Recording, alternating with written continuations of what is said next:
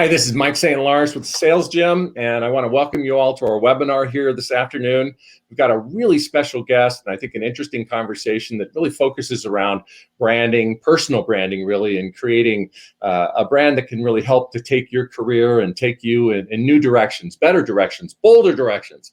And to make that happen, we've got a really interesting guest. His name is Rich Cardona. One of our employees here at the Sales Gym, Dean Ray, who is one of our just premier coaches, has told me about Rich actually over a year ago as being just a really interesting guy that he met in the Marines in Afghanistan. And I'll let Rich tell his story.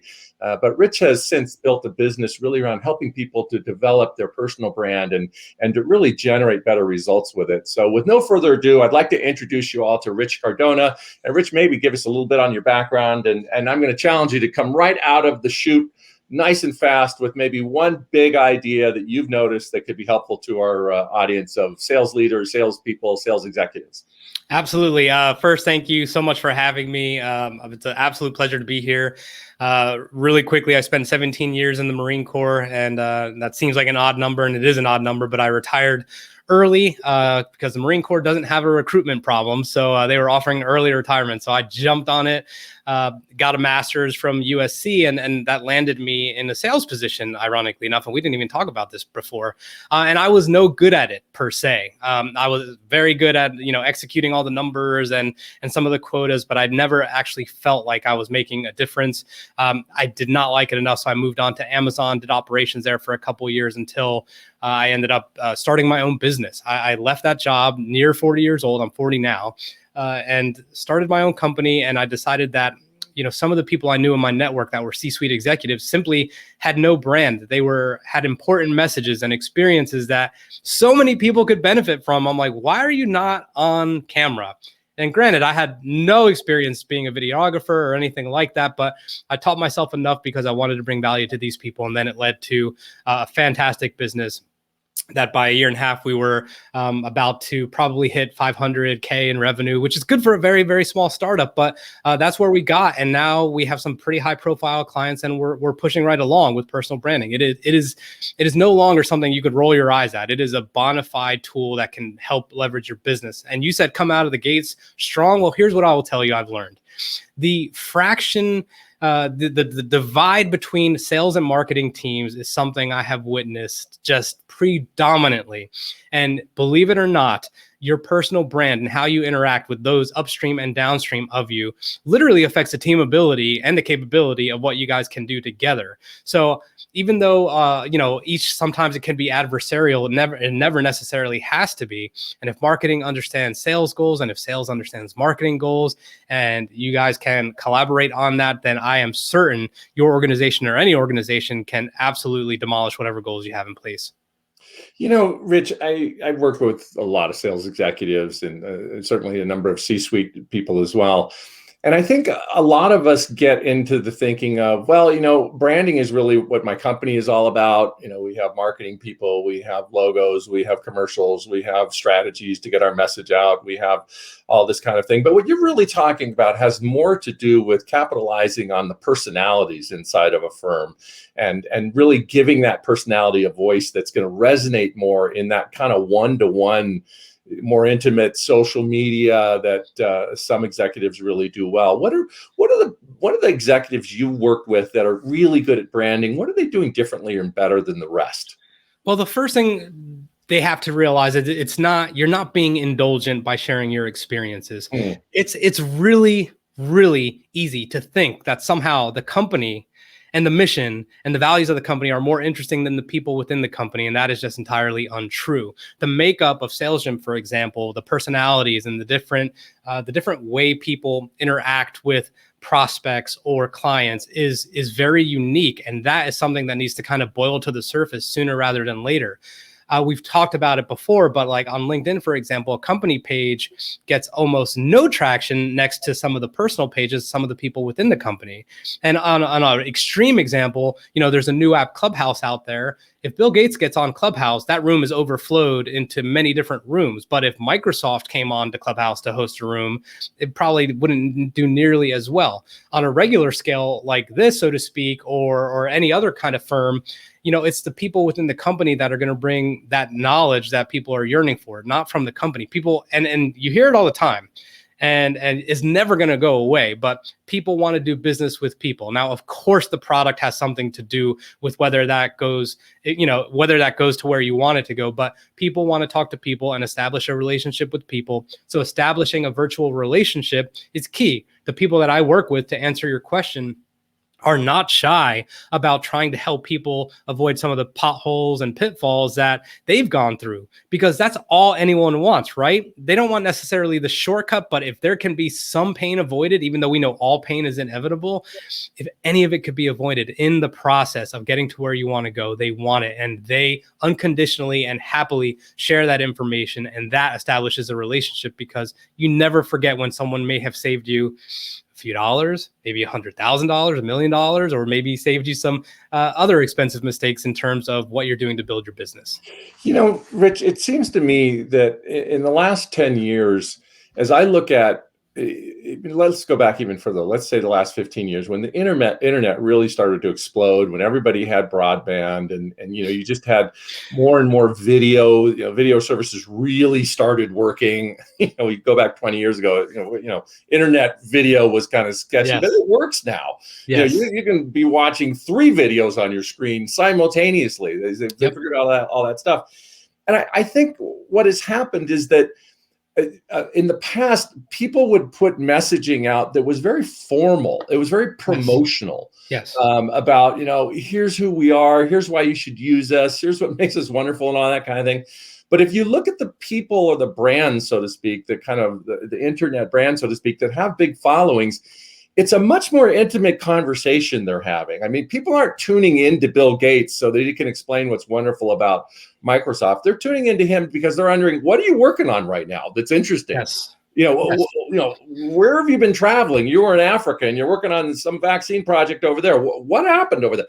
So it's this kind of ongoing dialogue that people develop, which is really seems to me to be central to what catches my attention. Because the moment I feel like I'm watching promotional brand pushing, yes, so to speak, yes, I'm pretty turned off by that virtually immediately. What's your take on that? My take is simple.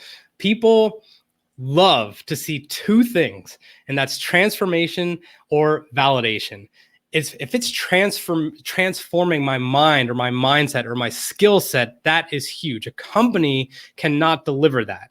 When I see Michael delivering a message that I actually think I might be able to get to that point, or if it's validation, I'm like, wow, I can't believe I'm thinking the same thing. I'm just a few years away. I am actually capable of doing that. It is something I could catch, or it is something that could come to fruition, even if it's in a completely different industry.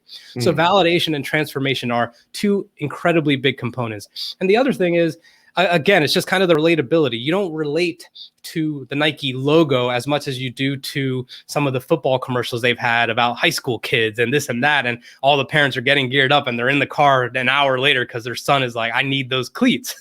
So they see something and they want to be transformed into that, because the person delivering the message and the branding behind it together always seem to do well. Now, obviously, that's a huge example, but transformation and validation are what I see are really bring people closer to you as a brand. And here's the other thing that many companies really fail at executing on, and that is interacting with the people that leave comments on social media or questions, or don't respond to a negative Google review or Yelp review or whatever it may be.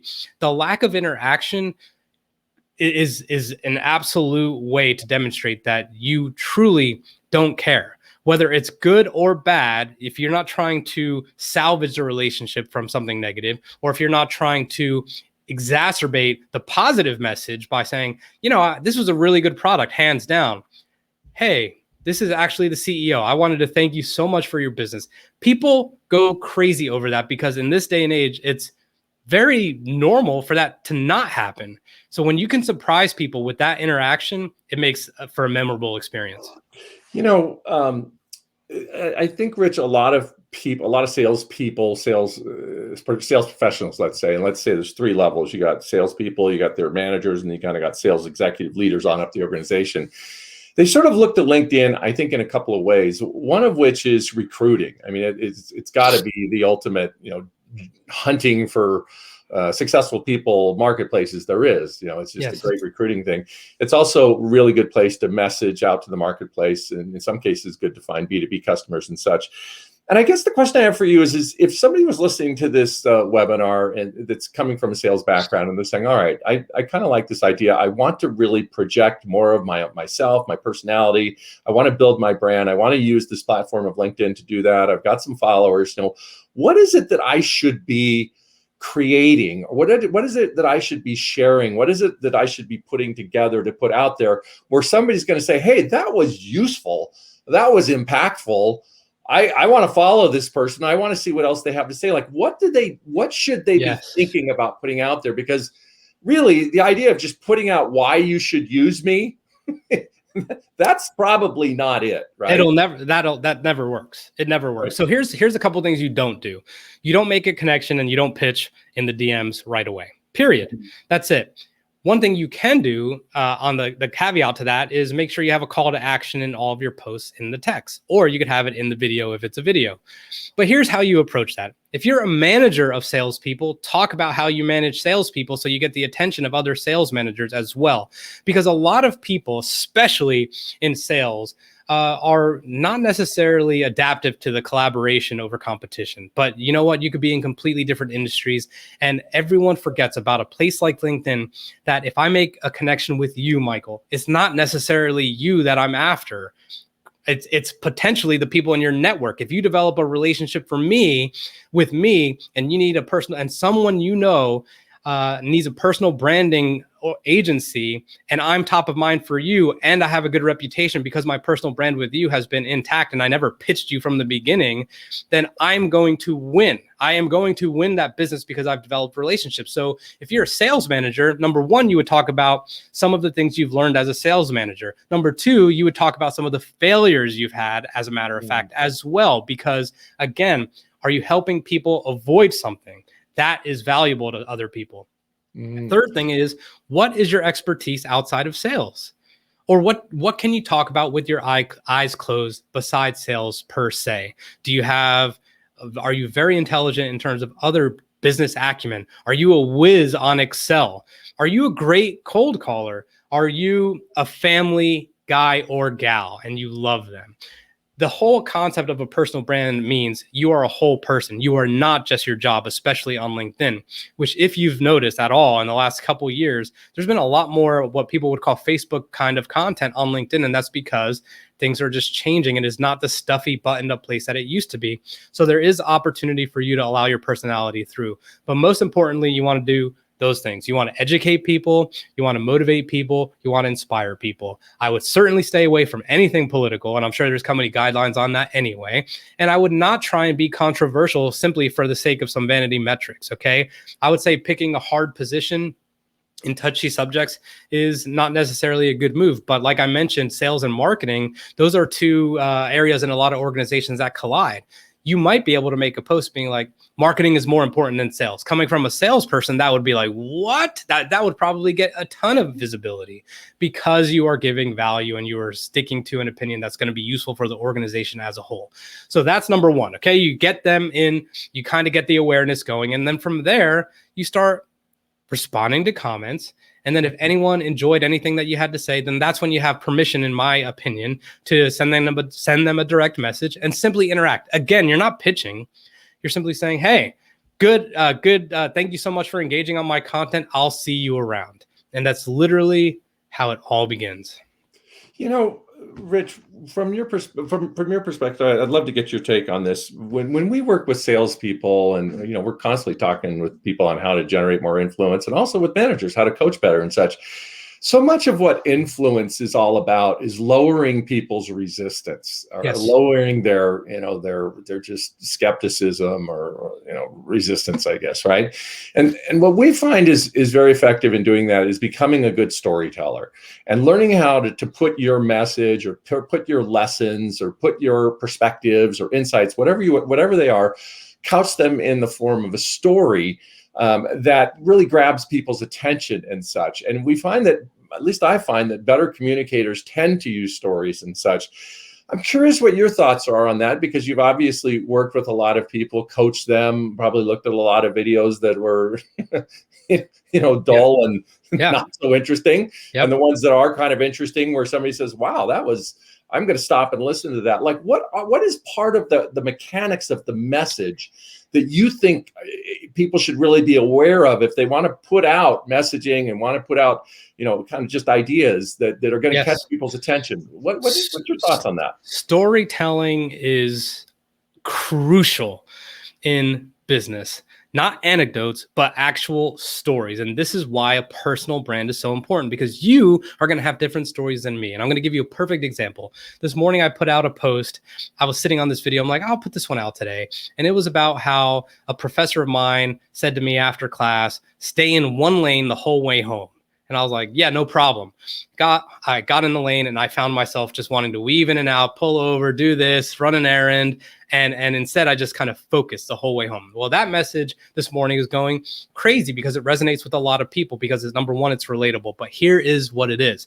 Storytelling this is the simplest version of storytelling you're ever going to hear. Number one, you have to have a hook. Okay, so whether it's a video or whether it's the copy, the first line has to make people want to read the second line, and the second line needs to make people want to read the third line. Okay, so instead like yesterday, for example, I had a post about I was really under the weather and I was sick. So I led with, years ago, I had a seizure that resulted in these migraines. And then eventually I got into this point where I talked about how I had those migraines resurface yesterday. That was a really easy hook. People watched a lot of that video. So have a hook. I easily could have just went right into it. Like, I was feeling really under the weather yesterday. That's easy to click on, to be like, never mind, I don't want to watch this anymore. So have a good hook. Don't be so obvious. I like to call it breadcrumbs. So that's number one.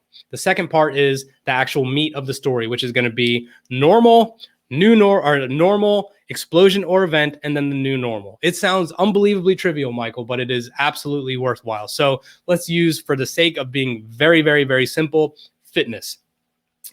Before I had my nutrition under control, I would be doing endless cardio, endless, visits to the gym and pumping iron, doing all these things, but nothing happened until I realized that I literally never touched vegetables, ever. And that I actually, really stocked up on protein only because I thought carbs were bad for me. Well, I got that in check. And then the next thing I know, the pounds started coming off and coming off and coming off. And then I didn't even realize that there's a six-pack in this body. And it presented itself just in time for Labor Day. You know what I'm saying? So it's like, wow, like, okay, normal, event or explosion was a nutritional aspect, adding that to my routine. And then the new normal was I look shredded and I'm awesome. Okay. And then you close it with a CTA, be like, look, if you ever want a little bit of advice on that, simply send me a DM and we could talk about it. And it always works. So in the simplest way possible, that is how you would approach it.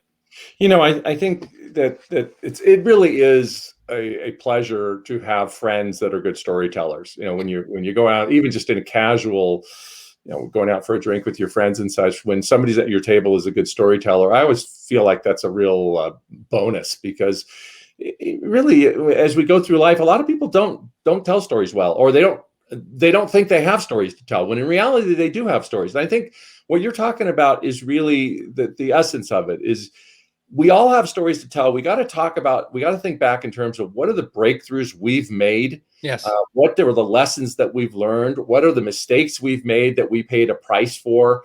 All of those things create stories and learning moments that I think we always kind of talked about transformation. What is it? What is the key to the story? What was the decision you made? What was the change you made? In your case, it was adding vegetables and removing empty carbs, I guess. And that's all. I completely made it up. Yeah. Yeah, all of a sudden the six pack comes out and such.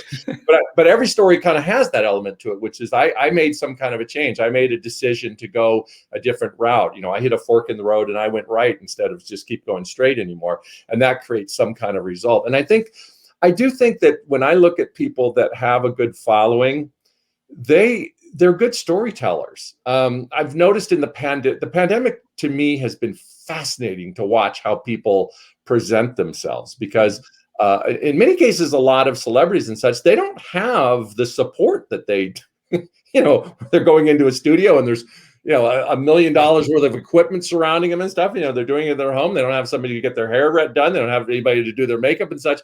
And it's been a really interesting experience in authenticity, because some people come across a lot more authentically. Yes. I don't know if you follow any authors, but one author I find particularly interesting is Simon Sinek. Yes, I'm actually interviewing his head of experience this Friday. Oh, okay. So I'll have to make an introduction if you'd like. So yeah, I'd love to interview him. He's a very interesting guy, and I find that the way he has handled the pandemic in terms of telling his stories in a very disarming way, with his hair messed up, and it's just, I find it very interesting that the authenticity part is a really big part of what creates a following. And I think that to some extent we all crave an authentic communication experience, and when somebody gives that, it's very magnetic. And I'm curious what your thoughts are about authenticity, and what's your advice to people of how they bring more authenticity into their brand, into what they project out.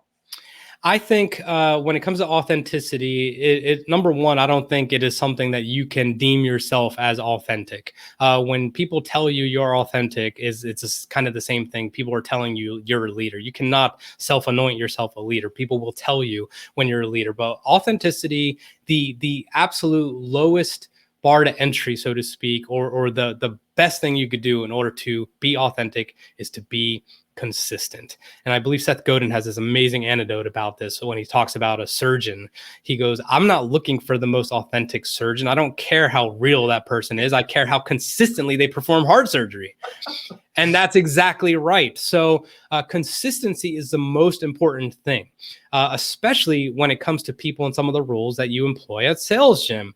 Are you consistently not necessarily pushing, but certainly offering value? And we talked about this when we met the other day, is that how many interactions does it take? And I'm not going to get into the science of sales or anything like that, but how many interactions, how many times have you provided value, even if it didn't benefit you or the company directly, that ultimately led to a longer lasting relationship? Because collecting the dots and connecting the dots is something I absolutely, it's a kind of a personal strategy of mine, but that is authentic to me, meaning it is absolutely in my nature to try and make sure. I just did it actually right now. I said, I'd love to connect you with Steven, the head of experience at Sinek. I immediately look for the opportunities to connect other people with other people, because I usually don't make poor connections like that, and because people remember you for that. So when it comes to authenticity, number one is consistency, and number two is there should certainly be an element of altruism in it. Whatever it is, if you have to summon it out of you, if you are more worried about your goals, or if you're more worried about your quotas than anything else, then it's really going to be easy for that to slip by. Just remember that collecting the dots is going to allow you to connect the dots, and ultimately that will usually return a good investment of your time in that capacity. Yeah, I think you're hitting on something that's really important, and I think when people project, are intentionally trying to project their brand out, and that's really what you're doing with your clients, is helping them to be more effective at doing that and such. In a professional context, we always want to be able to project competence first. Yes, competence and trustworthiness and such, because the truth of the matter is there are a lot of likable people, really, that you would love to go out to dinner with. You wouldn't particularly, however, want to do business with them. Yes. You can be likable and not particularly competent or trustworthy. Absolutely. So it's almost like that first bar is you want to project a sense of competence and trustworthiness. And then that second element, I think you talked about altruism, and we always talk in the sales team about is, your heart's got to be in the right place. You got to be genuinely eager to help that person make a good decision that's, whether it's purchasing your product or giving them advice in some other area. You want to help them to get what they want. If your mindset is that I've got something I want them to take that that's to buy that's mine because it's going to help me help my company, blah blah blah. That's not as powerful as when you feel in our interaction that I am really, really sincerely trying to figure out what's right for you. So if I have a question for you on that. Sorry, I want to interrupt. So like, I have a question for you on that. If you and I were together and I was a potential prospect and there was a $10,000 product available that you really needed me to buy because this is what's going to do better for the business, is going to help you out. But the actual product I need is probably $1,000 because I'm not there at the $10,000 range yet. How would you approach it knowing that I could probably afford both, but one is a better fit for me than the other? Wow, that's a that's a really interesting question. I'm thankful that I own my own company because I don't have outside pressure from somebody else that forces me to, where you're feeling like those cross currents. So your boss wants you to sell something that might be, a little bit off of the integrity matrix, so to speak. So in my particular case, I have found, and I learned it long ago, that I don't like doing things that I regret. And I think giving advice that is questionable, is self-serving, I think that it can cause regret and along the way. So in my particular case, again, because I own my own company, I don't really find myself in that kind of situation. But I do think that one way to handle that is with the idea of options. Yes. And I think you can be fair with people. If I've got a $1,000 widget versus a $10,000 widget, and maybe the $1,000 widget is better for these 4 reasons, but maybe the $10,000 widget is better for these 2 reasons. Because usually there's some, a little bit of difference in the two. What I might say is something like, Rich, I want to talk to you about 2 different options. And they both come at it from different price points, and there's kind of some benefits to either one. And I think either decision might be useful for you, but let's go over what are those 2 options. Sometimes that's a good way to handle, it really is. It's the challenge of doing something that's self-serving versus doing the thing that's right for the other person. But I could tell you just from that snippet itself, that would be kind of ironed into me as far as your personal brand. Like, you still left it up to me. You're not asking leading questions. I mean, even that was a very small sample size, right? But that is the type of thing that can transcend a company culture. And when it comes to a sales culture, is everyone kind of programmed that way? Is everyone looking at the customer life value? Like, maybe it's $1,000 today, but maybe it's $20,000 next year. So when you look at it from that angle, I think it's really important to consider what the personal brand is and how a strong personal brand, especially at the top, can trickle down across the company culture and the sales culture itself. I think you're hitting on something that is so critical. And I think a lot of large organizations shoot themselves in the foot over and over and over again when they try to scale with, a broad base of customer service / salespeople across a broad platform, sometimes in, multiple countries. And so they build this whiz bang, CRM communication system that it basically gives them 1,000 rules of what they can and can't do to fix a problem for someone. Yes. And so you get on the phone with them because you're trying to get something fixed, and you just are absolutely pulling your hair out because the solution seems like it should be so obvious for them to give it to you, but they can't because there's these 7 rules that are set up that doesn't allow them to. So I think that in defense of a lot of people in sales, there are organizations do set up policy and procedural protocols and such that make it oftentimes kind of hard to do what's right. And I'm curious if you run across that much. Not necessarily. I believe the people I work with are well-intentioned, but they're also looking for a little bit of relief of what their competition is doing. I think this is a fantastic question, by the way. I don't think I've ever been asked that.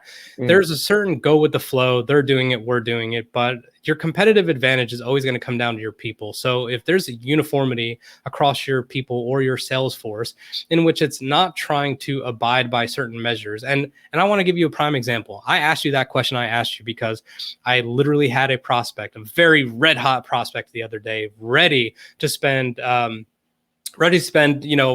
a larger end product of ours. And towards the end, they said, thinking about this, and I'm wondering, like, should we ramp up this first? And I said, yes, absolutely. There's no rush. You could almost never screw anything up by taking your time. So that's what I said. But, that's the example we're trying to set. So do I want to be like everyone else? I am a small startup. I would love to be able to nail that and be like, yeah, we got that one, but that's not what it's about. This person is going to remember that we talked them off the ledge when they were having some doubts, and I didn't necessarily push anything that was in my best interest. So again, it very much comes down to altruism, but are you trying to keep up with what everyone else is doing simply for the sake of what they're doing? Or are you uniquely trying to differentiate yourself by means of your people, which again comes down to your personal brand? Does your sales team, does your sales manager, do your associates, anybody have the capacity to think for themselves? And Dean, obviously, who's producing, when we were in the Marine Corps, people think it's like we just follow orders and that's all it is. There was a lot of decisions in a helicopter that were made with the entire crew, not just a couple people. Yeah, that's absolutely right, Rich. That was something that was very interesting about getting into a dynamic of working in an air crew versus maybe the typical Marine Corps settings is when you're in these type of situations, you have to get input from everybody and figure out what it is everybody's seeing to have full situational awareness. That way you can make the correct decision and not just the expedient decision based on the quick information. Exactly. I'd love to stay with us, Dean, because I'd love to ask you guys. I mean, I don't know that all of us get a chance to meet guys that flew attack helicopters in Afghanistan, and all the imagery that creates. But I would be curious in terms of what's leadership and just facing fear and doing difficult things and doing them the right way. I mean, that's just got to be a situation of intense experience of that. I'm curious, what is a leadership lesson each of you have learned that really translates into business based on being in an attack helicopter under fire in combat where it really is life and death? What are some of the leadership lessons you guys pulled out of that you find have really helped you in business and just in a certainly less life and death situation? Well, I'll go first because I think I have a boring answer to this question. And that's kind of one of these principles that I think has just stuck with me for a long, long time. And that's this idea that leaders eat last. All the best people that took care of me, that were in charge of me, that made all the decisions for us, the people I respected the most and I would put out for, and I would work until I was just exhausted for, were the ones who I knew they cared about me more than their own self. They went out of their way to ensure that, again, we had the simple things like the meals, but also that we were getting taken care of. And when they were putting us in these exceptionally stressful positions, they were going about finding ways that they could make it a little bit less stressful and a little bit more efficient to get our jobs done. And I noticed those people and the kind of stress they put themselves under to take care of us. And that made it so everybody around them wanted to do everything they could to succeed. So that's kind of my take on it. How about you, Rich? Yeah, I think it's similar, but leading by example. I think you can say, Michael or Dean, you could say anything you want to anyone, especially if you're in a management or leadership position. You could say anything, but everyone's always going to see what you do more than anything. And if that is consistent, your do-say ratio, and you lead by example consistently, then you will see. I think there was a story I just heard this morning about Jerry Rice, how on the practice field, we're talking about arguably the best receiver of all time. On the practice field, every time he caught a pass, he'd run it all the way to the end zone. They're like, Jerry, just hold on a second. We're just playing on a half field. Well, they said everyone would elevate and start playing at his level. He's elevating others by setting the example. So that's what I noticed most importantly, that when it mattered most, I truly can't remember under times of duress when anyone actually froze, which is a very common thing. When you freeze, you're oscillating between fight or flight. Yep. There wasn't any of that. It was like, let's go. And it was, and look, it doesn't have to be about military. Clearly, if it's not a good quarter, okay, let's set some ambitious goals. How can we do this? How can we lead by example? How can the people at the top demonstrate that they are going to get after it relentlessly? And obviously with integrity and yeah, I think that the idea of accountability can be really taken almost too far, and I think it's something that maybe it's because of the technology that we're all experiencing and such. But it just seems like a lot of work people have done has been, how do we hold people more accountable, and how do we make sure they hit their numbers, and how do we build that all in? When in reality, I think a lot of it is what you guys are talking about, which is how do you serve the team? How do you give the team or the team individuals what they need in order to succeed? How do you provide them with the guidance, with the inspiration, and sometimes just with the resources so that they can generate maximum results? Rich may be frozen there, Dean, but I'm curious what you have, what you learned in terms of your own experience about what it, when you're working for a leader that really gives you resources, how does that impact you as a team player? That's actually a critical thing, and I was actually going to dive into that a little bit more to kind of give you a better answer as far as what you're looking at whenever it came to dealing with those really high pressure situations in combat. And a good example is one of the things that we were struggling with as we were leading into our deployment was a lot of our people, since we were junior door gunners working on the helicopters, we weren't really good at clearing gun jams because they tend to be a little bit more complicated. It's kind of a difficult process, and we didn't really have the time working with the guns in order to get proficient like we needed to.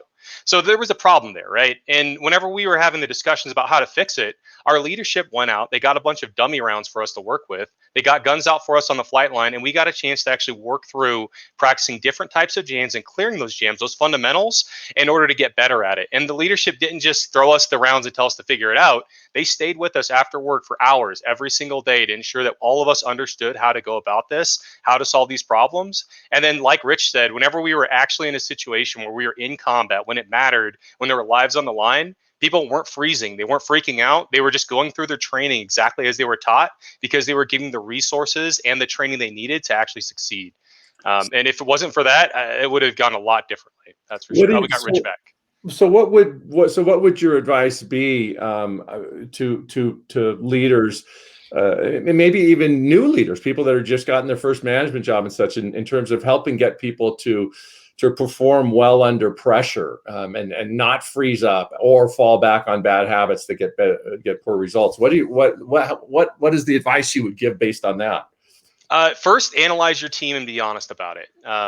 Come to them, have the conversation. You're going to do internal analyzation, obviously, because you have a view, but also go to them and have conversations about what it is they need and what it is they're struggling with.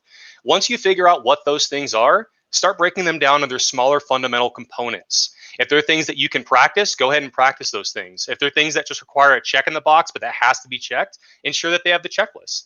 And if you have everybody set up where they can practice the things they're not good at and they need to get better at, and they have a checklist for the things that they need to ensure that they get done, they're in a position to succeed now, and they're going to make you look good. If you haven't gone through those steps, especially that analyzation to spot those issues, you're going to have a lot of difficulty kind of pulling yourself out of mediocrity and going towards something new. All right, Rich is back. Yeah, we're gonna do a lightning round here, Rich. I'm gonna the next 5-6 minutes. What we're gonna do is each of us is gonna come up with an idea, maybe 3 or 4 rounds, right, of like a 30-45 second branding idea that anybody that's listening could latch on to, use it, help to build their personal brand. I'll get us started. All right. Yes. So the one thing I will tell you is I think everybody should have a dynamite introduction. When you get on a call, whether it's a Zoom call, you meet somebody in person, and they ask you, who are you? What do you do? You should have a great introduction. I meet literally hundreds of people every month, and I'll tell you what, I'll bet it's less than 10% of them that really have a great, interesting introduction where at the end of it, I say, wow, tell me more. You still sound like an interesting person. So put the time into it. The first thing you should do is be able to answer the question, what do I specialize in? So if I'm answering it, my name is Mike St. Lawrence. I'm a founder of Sales Gym, but I'll tell you what I specialize in doing. And then I can answer that question. People are going to lean in and really want to know. So develop a dynamite personal introduction. Rich, quick idea on how to develop your personal brand. Absolutely. On LinkedIn, one of the most underutilized features is sending a voice message to a connection. And I love when people get a voice message from me and they're like, I didn't even know this was a capability. So when I send a voice message on LinkedIn as a direct message, they start to get the tonality. They can kind of feel my vibe a little bit. They know that I'm non-threatening. They know that I'm not pitching, and that they know that I haven't attached a mile-long paragraph with a PDF and my Calendly link on it to turn them off right away. So use a voice message and you will be remembered. All right. My second idea is dedicate yourself to becoming a fantastic storyteller. Not average, not so, not good, but fantastic. Practice telling great stories. Take courses on storytelling. Get yourself through a Dale Carnegie course. Learn how to start your stories with a great problem that leads to escalating tension, a climactic decision that changes the trajectory of the story and creates that sort of transformational result that you talked about before. Develop 5, 6, 7 great stories that you can tell in business and in your personal life, and you'll become a more interesting communicator, and your brand will grow. I think you answered this question from Zachary, Michael. So I just wanted to bring that up. Oh, okay, good. Here's what I got for you as well. When you go on to a social media platform, probably LinkedIn, this is going to seem counterintuitive, but engage with other people's comments first. Go to hashtag sales. Go to hashtag sales trainer. Go to any of the hashtags that are relevant. Look through some of the best performing posts and add your 2 cents in there as an expert.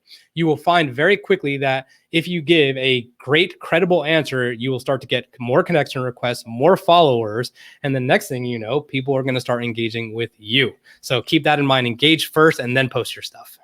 Another thing I think a great way to build your personal brand is get in the habit when you're speaking with people, whether it's a phone call or sales call or whatever, before the call's over, in the last few minutes, say, listen, before I let you go, is there anything else that I can do for you, either related to the business we're talking about or in any other area that I can do to be helpful to you that you would like to ask me at this point? And I think just get in the habit of offering help to people and making it easy for them to look to you as a person to get advice from or get a favor from. Those are the kinds of people that just really, we remember them. And I think get in the habit of offering help. Absolutely. And the last one I'll hit is get a testimonial, whether it's for the business or whether it's for you. They both have an effect on your personal brand. But once something is over, do not wait a couple weeks. Just say, Michael, if you had a great experience, do you think we could knock out a testimonial right here on Zoom? I'll record it and we'll leave it like that. Or do you think you could write a recommendation to me and have it to me by Friday? Could we agree on that? More than likely, if you've done your job, you are not going to be reluctant to do so, because you know you've over-delivered. You know you put your heart and soul into that engagement or to that interaction or whatever it may be, and those things go a long way. I like to really think of those kinds of things as podcast reviews. I will almost always ask my guests, and I will always ask my guests to leave a review if they thought the episode did well, and they usually do. Here's my 4-year-old. Rich, you've been a really fun guy to converse with. What a great background and some really good advice. I want to give you an opportunity to give yourself a little bit of a commercial here at the end of our webcast, and just maybe tell our audience if they were thinking about contacting you. First of all, what's the best way to get a hold of you, and secondly, who are you a good fit for? If who might be the right kind of client or the right kind of person to refer to you, the kind of person that you can really have impact for. So it's your opportunity to ask for the order. Thank you so much. Rich Cardona on LinkedIn is absolutely the easiest place to get a hold of me. Right now, as far as our clientele, what we like to do is called a show up and shoot model, where we're able to spend 5 days with the client and get 3 months worth of content, video content done for them, and in that filming, and then we edit it, and then they'll have it all in 2 weeks with copy, with captions, with everything, all because we know that business owners are busy. So our ideal client is someone who's probably 5 years in or more, has a team. Here's my daughter. Sorry, I could lift her up, but I'm not going to lift her up. That has 5 years in the business or more, probably $500,000 of revenue or more, but has a team that can support all the visibility that we're going to get them. So that's what I would say. And feel free to contact me if you know anyone who's a good fit. Okay, great. Well, thank you, Rich. And I want to thank you for sharing your ideas with us. Sales Gym, we're trying to do webinars every week or every other week, bringing, kind of fresh ideas, fresh topics about that are great about building your brand, becoming a more effective communicator, learning how to generate more influence, learning how to build your business, learning how to grow. And it all comes down to, so much of it really does come down to how we communicate. I mean, communication is really the gateway to everything good that happens in life. At some point you have to connect with other people, and you have to be able to listen to what they're having to say. You have to make them feel valued. You have to be able to say things that are relevant to them, that are meaningful to them. You have to somehow or another find a way to be helpful to others. And, that is really all done through the magic of communication. And, communication is a two-way street. And that's something we just study a lot at Sales Gym, which is really about listening and communicating in a way that's helpful. So can I please share something with you on that really quick? I know we're about to end. One of the best pieces of advice I ever got, and I got it in the military, about communication, and it has never, ever failed me, is communication can be boiled down to 3 questions. What do I know? who needs to know and do they know? And I'm telling you, it never fails because you're over communicating in a sense, but the situational awareness for the collective organization rises. So that's just something I had to sneak in there. Rich, I find in working with people it's extremely naive to think that telling people once the message gets through. Yes. That is one of the most naive and ridiculous leadership and management mistakes of all. If something is important, it needs to be communicated, not once, not twice, not 3 times, but probably 20 times over a period of month in creative and different ways. And I think that's what you're talking about is you just make it impossible for people not to know what to do. Yeah, exactly. Through the power of repetition. So anyway, Rich, I want to thank you for being a great guest and loved your ideas, and we'll be on the outlook for people that need branding help, getting their message out. The best idea I got from you, and I didn't know this, was the personal message on LinkedIn. So I want to connect with you and figure out how to do that. Well, I want to thank you for that idea. Problem. Thank you all for tuning in. Once again, we'll see you on our next webinar will be next week at 11:30 Eastern, 11:30 Pacific, 2:30 Eastern. Thanks for tuning in.